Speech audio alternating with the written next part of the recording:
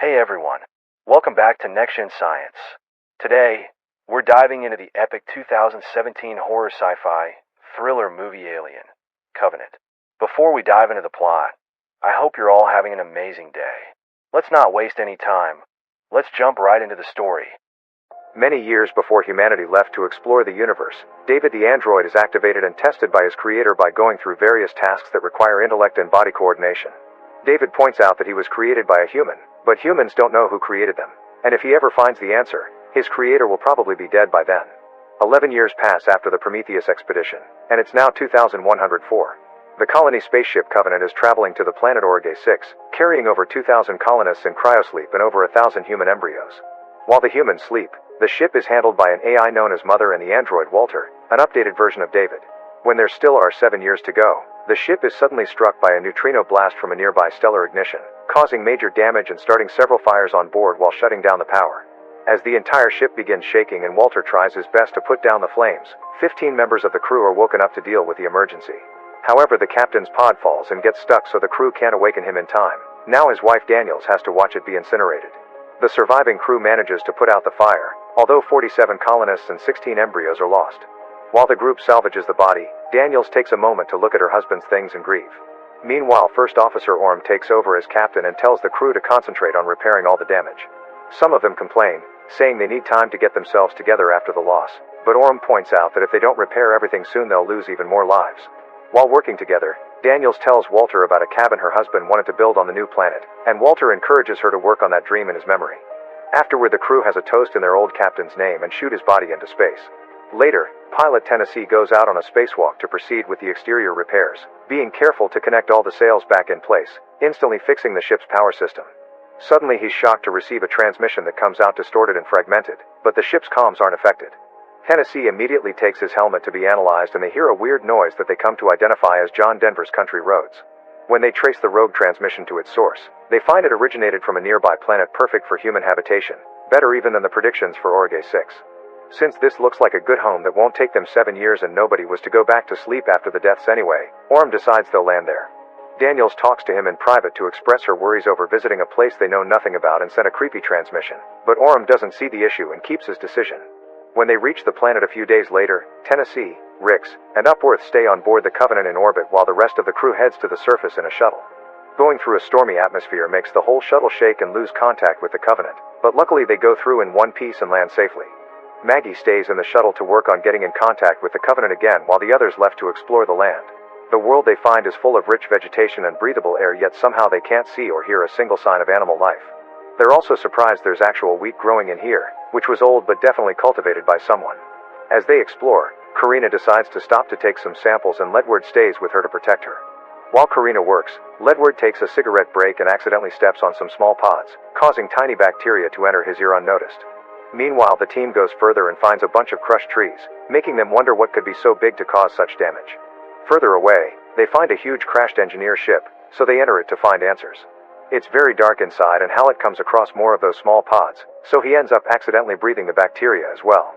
The team keeps going and finds creepy statues representing some alien race, plus the military tags and a picture that belonged to Dr. Shaw from the missing ship Prometheus.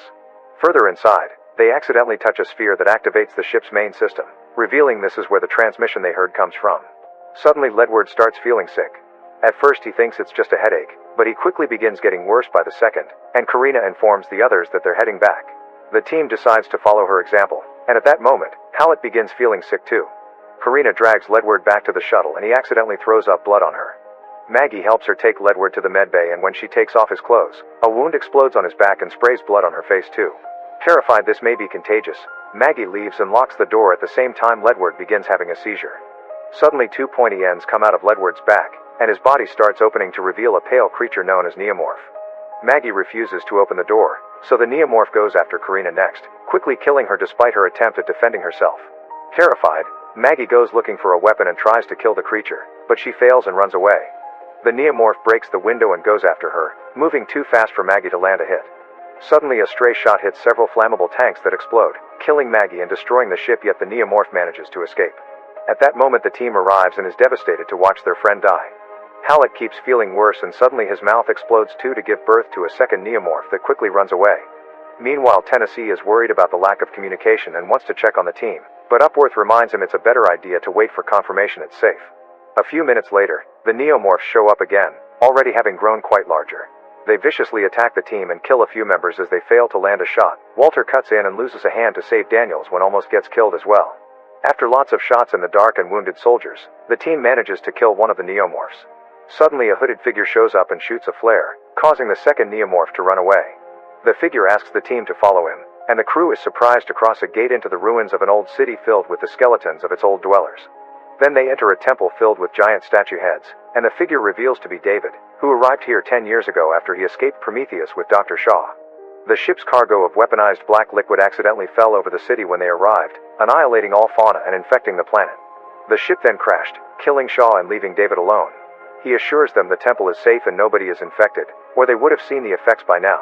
After the crew members tell David of their mission, they go to the roof to attempt to contact the Covenant, but the storm doesn't allow it. Back on the ship, Tennessee ignores Rick's and Upworth's protests and orders them to fly through the storm to rescue the team. Meanwhile, Orm apologizes for not having listened to Daniels, but she stays supportive of his position. David calls Walter brother before leaving to cut his hair. Walter is curious about this older model and goes to check out the rooms, where he finds lots of drawings and instruments. David catches him looking at some flutes he made himself and decides to teach him how to play them. It turns out that because David had been such a rebel, the new models like Walter were made without the capacity to create. Afterward, David takes Walter outside and he begins remembering the day he arrived here. Unlike what he told the others, the black liquid hadn't fallen by accident. He released it on purpose and coldly watched how the local population was entirely consumed in a matter of seconds. After quoting a poem about Ozymandias that credits to Byron, David shows Walter Shaw's grave, saying he loved her. Walter doesn't believe him because they're androids and says David is confusing duty with love. Moments later, the now fully grown Xenomorph sneaks inside the temple and appears in front of one of the crew members. She tries reaching for her gun, but the Xenomorph is faster and immediately kills her.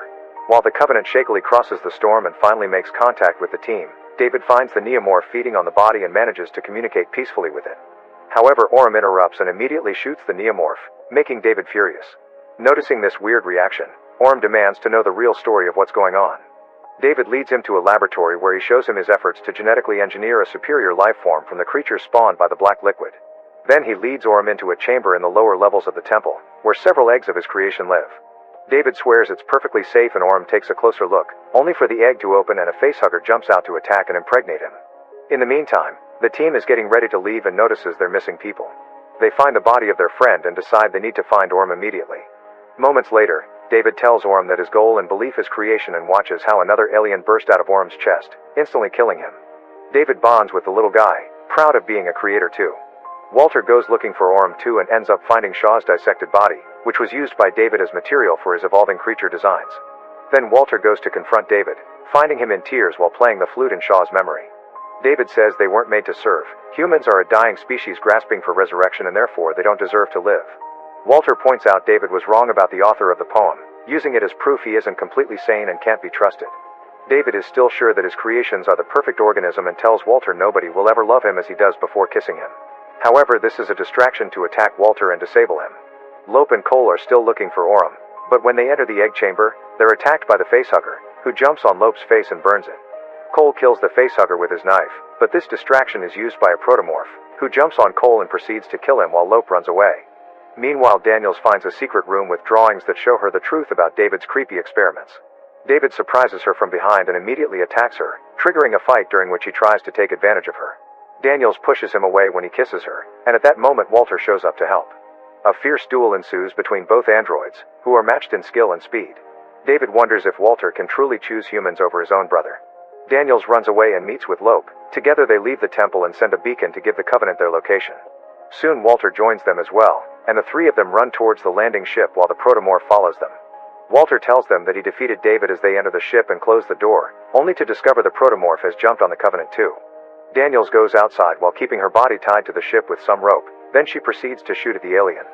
The protomorph dodges her attacks and begins destroying the front window, but Tennessee makes the ship do some crazy rolls to make the creature fall to the side, giving Daniels the chance to fight it directly and finally kill it using the ship's remote crane. The Covenant almost crashes in the process, but Tennessee acts fast and gets it back on track so they can finally leave the planet. Moments later, Upworth helps Lope get treatment for his burns while Daniels helps Walter repair his face. Once everyone has recovered, the crew gets ready to re-enter cryosleep and do the final 7 years of their original trip. Tennessee reminds Daniels she's the captain now, and they hug to comfort each other for the loss of their loved ones. Suddenly an alarm rings around the ship announcing there's an unidentified life form on the ship. Daniels and Tennessee rush to the med bay and find Lope dead on the floor after a second protomorph erupted from his chest. Meanwhile, Rix and Upworth are having a good time in the shower, only to be interrupted by the protomorph, who quickly kills them both. Daniels and Tennessee go looking for the alien and find the bodies in the shower, so Daniels decides she wants to do this fight on her own terms. She asks Walter to close the doors to lure the creature into the room with the terraforming bay, and there another fierce fight begins. Daniels traps the protomorph in a vehicle and orders Walter to open the doors, which he does and causes decompression that sucks everything into space. However, the protomorph breaks out and attempts to attack Daniels, so she stays put as bait to let another falling vehicle hit the creature and send it flying out of the Covenant. For a moment Tennessee thinks Daniels was thrown out too, but she turns out to be fine because she held on the edge. Afterward, it's time to enter cryosleep. Tennessee goes first, and when Daniels enters her pod, she reminds Walter of the cabin they agreed to make. When the android can't recognize the promise, Daniels realizes that it is not Walter but actually David, who had cut his hand and scarred his face to take Walter's place. Daniels cries out in vain as David activates her pod and puts her to cryosleep. Then he proceeds with the next step of his plan. He enters the cryosleep bay with colonists and regurgitates 2 small solidified facehugger embryos to place them in cold storage next to the human ones. Then he records a log as Walter stating that all crew members except Tennessee and Daniels were killed in the accident from the beginning and that the ship is still on course for Orgay 6. Make sure to subscribe and turn on notifications so you can watch more videos like this. Thanks for watching.